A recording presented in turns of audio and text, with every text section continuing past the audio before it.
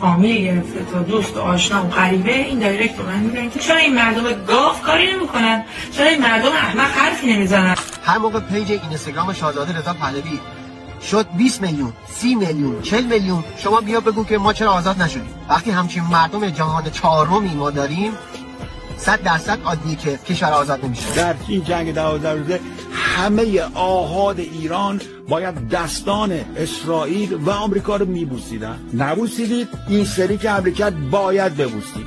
تنها راه کامیابی کشور ایران در کوتاه مدت حمله نیروهای قدرتمند خارجی به ایران و آوردن یک رژیم دست نشانده است.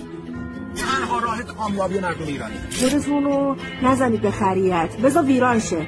کشوری که هیچ خیر و خوشی ازش ندیدیم بذار ویران شه. طرف حسابم با این کسایی که الان هی میگن جنگ حمله دشمنه، خفه شید، زر نزنید، بی‌ناموسا. ما دوچار زیست هستیم، مثل باکتری باید بریم یه گوشه سر بذاریم بمیریم.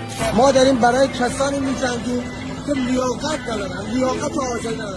طرف حسابم امروز با اون قشریه که تا چند وقت پیش بهشون گفتیم قشر خاکستری. لعنت به شما جرعه‌ای از انسانیت در وجودتون نیست. هر شب پادشاه ما فریاد میزنه، اصلا انگار نه انگار اصلا این مردم در خوابن. مردم ایران اینجوری هم منگم پادشاهتون داره تسلیم میده، میفهمید بعد خبر مردتون داره میدین شما قبل نهتون شماله زیرش برای سرتون کنید، مثل گوساله برید، مثل گوساله برگردید. یکی بشینه جلوی این دوربین، یکی بزن تو سرتون که مختون یه تکون بخوره.